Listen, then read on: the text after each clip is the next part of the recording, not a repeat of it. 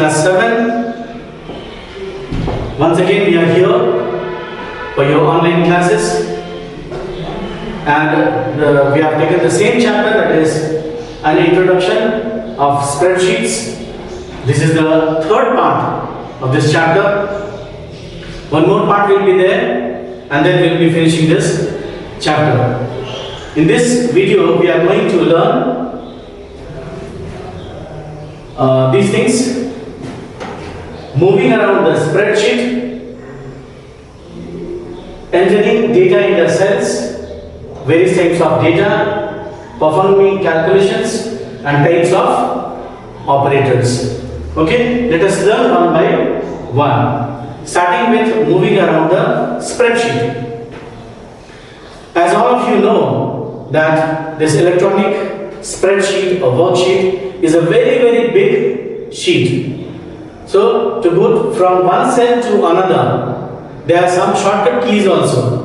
So easily you can reach. If you are there anywhere in the worksheet, you want to go to the first cell of the worksheet, for that some shortcut keys are there. If you want to go to the last cell of the worksheet, that also is possible. Beginning of the row, beginning of the column, same way end of the row, end of the column, all these things I will show you how to do it. Now look here. An Excel worksheet consists of 10,48,576 rows. Remember the rows? The horizontal ones are rows. And how many columns are there? 16,384 columns are there. The vertical ones. Okay? So it's such a big sheet which has got 10,48,576 rows and 16,384 columns, wherein each row intersects on the columns, forming this many cells. For me also it is very difficult to read this. In a single worksheet, we use cell pointer to store or manipulate data in the cells. Now, if you want to move quickly in the worksheet, in Excel, it provides you some quick ways which is listed below. Now, I will show you the list how to move about in MS Excel. So, this side you have got the keys and here you have got the functions. What will happen if you press that key? Up arrow means you can move one cell upward. For example, if you are here, and if you are using the up arrow key, you will go one cell up. Same way down arrow, you will go one cell down. That is, move one cell downward. Left arrow, it will take you one left cell. Suppose if you are working here, it will come to this side towards your left. Right arrow, it will move right by one cell. Control plus home. Now these are the shortcut keys. Control and home together if you press, then it will take you the first cell of the worksheet. That means right here, A1 cell, first cell of the worksheet. Same way when you click home key, no matter where you are, suppose if you are in this row, it will take you to the first cell of that row, that is home key, to move the beginning of the current row. Control plus up arrow, it moves the first cell in the current column. So suppose if you are working here and you are clicking this control plus up arrow, you will be coming here. Okay, the first cell of that particular row. Same way, control plus down arrow, it will move to the last cell of the current column. Suppose if you are here, you will go to the last one. Control plus right arrow will take you towards the last cell of the current row. So these are the keys which will be very helpful when you are using the worksheet and you want to move very quickly from one cell to another. Then comes entering data in the cells. So suppose if you want to type a number, a word, anything in the cell, how to do that? To enter data in a cell, select the cell first.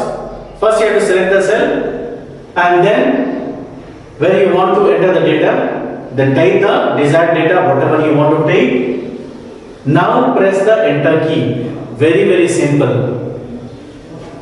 Choose one cell, write 48, type 48, 48, and then press the enter key. Your data is entered. When you type the data in an active cell, the data also appears in the formula box. For example, if you are writing your name, for example, Sonam, you are typing here SONAM. So this will be appearing here in that particular cell, which is called the active cell, and also it will be appearing on the formula box, which is there, formula box. So both the places it will be appearing. At the same time, two more buttons, that is cancel button and enter button, will appear to the left of the formula box. For example, this is the formula box. So here you will have this two buttons, cancel and enter button. The cancel button is a kind of cross button. It is used to cancel the data entry before pressing the enter key. As I told you, if you want to enter the data, you have to click the enter key when you type the data, when the typing is finished. Before that, if you click this cancel button, that means you don't want that data. For example, you have typed Sonam and then you realize that it was Tashi. So that data is wrong. So you can cancel it before clicking the enter key. Or else you can use the escape key, ESC. The enter button is used to complete the data entry. If you are happy with the data, you know that this is the correct data, then you can press the enter key or else click that enter button. So this is your formula box. You can see formula box is written. This is the active cell where you have written barley. So barley is written here as well as in the formula box this side. Left to this formula box you have got two buttons, that is cancel button and enter button. Cancel button is cross, enter button is a tick mark. If you want this data, you will be clicking this. If you don't want to enter this, you will be clicking the cancel button. Understood? So this is it, how to enter the data in the cells. Now a piece of information for you regarding this entering the data only. Data is not considered to be entered in the worksheet until you press the enter key. Suppose if you have typed Chirin and you are not pressing the enter key or you are not clicking the enter button, then your data is not entered. So either you have to click the enter key or else you have to click the enter button. To cancel the data entry, before pressing the enter key, what you have to do, you can press the escape key or else you can click the cancel button, that cross button, cancel button. Now types of data which we use in computer, there are three types of data. The first one is text, which includes the alphabets and numbers.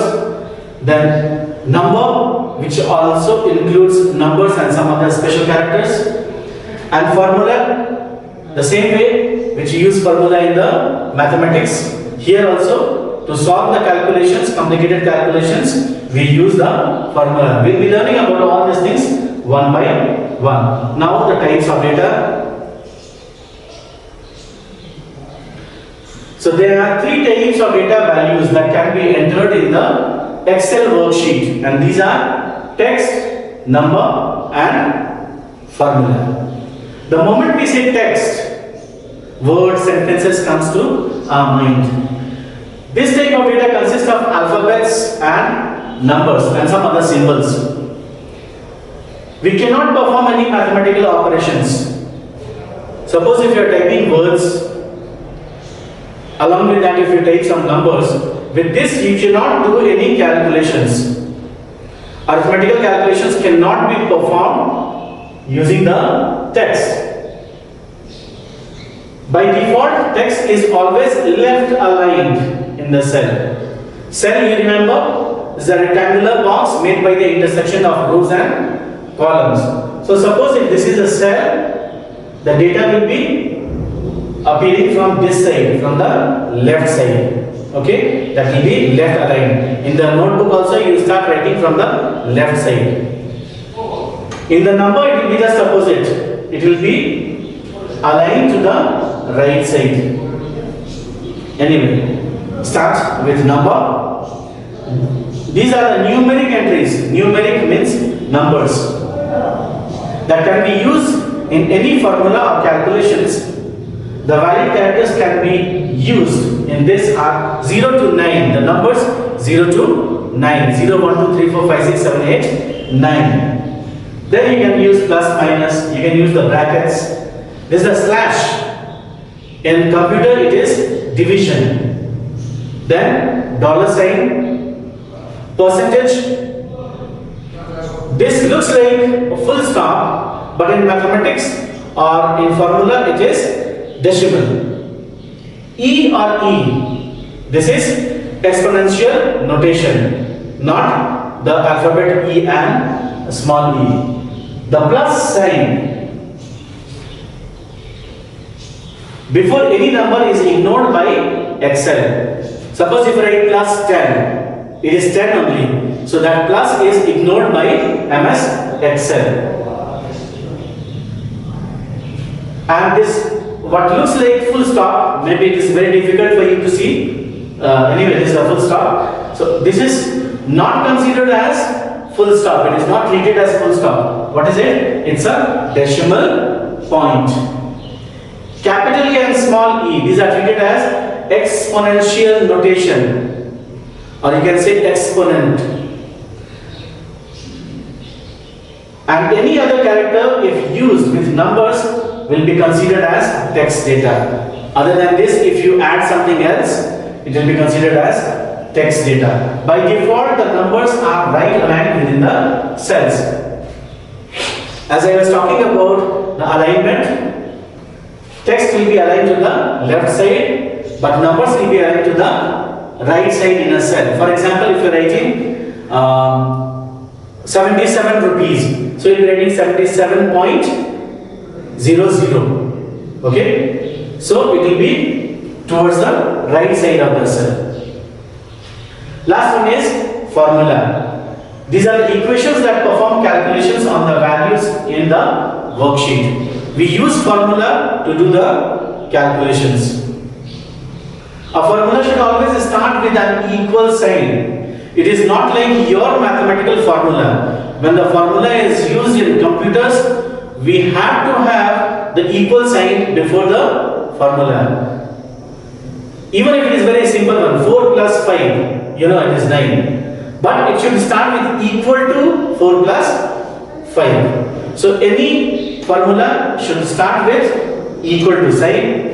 If space is given before equal to sign, it will be taken as a text rather than formula. Suppose by mistake or knowingly you put a space before the equal to sign, then it will be considered as text, and hence no calculations can be performed. Okay, just like text, you cannot do calculations with this. Same way, if you put a space before the equal to sign, then it will be considered as text, and no calculations can be performed using this. Now what happens whenever you write a valid, a correct formula is entered in the cell contents will be replaced with the result. The moment your formula is finished, you get the result, you get the answer in that cell. A formula can be made up of simple constants or numbers. So after this we will be learning about how to write the simple formula, and all that time I will be teaching you on this. Now performing calculations. You have learned different formula in mathematics. Your mathematics teacher must have taught you many formulas to solve the calculations problems.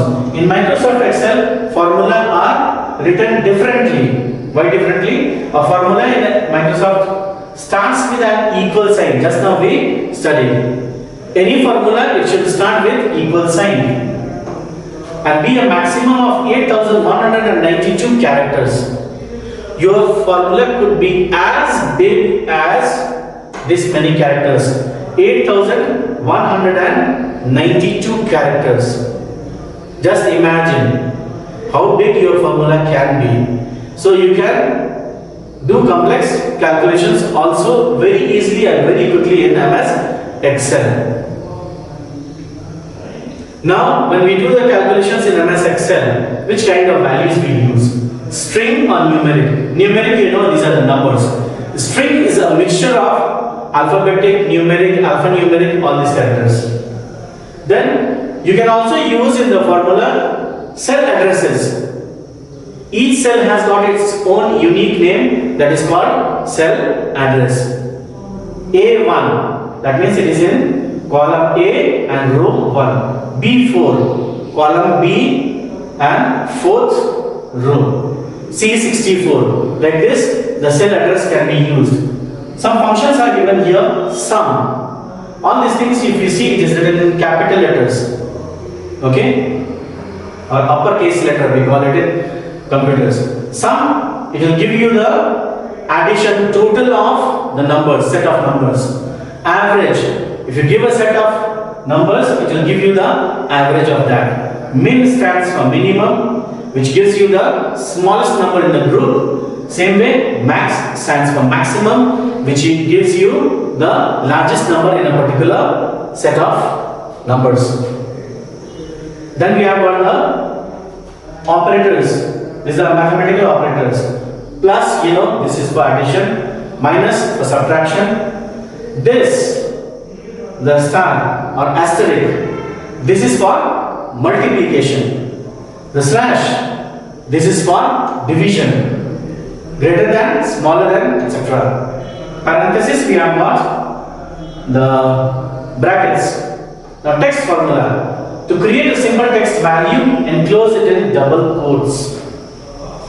Here you can use the words also, provided you put it in the inverted commas, double inverted commas, or the quotation marks.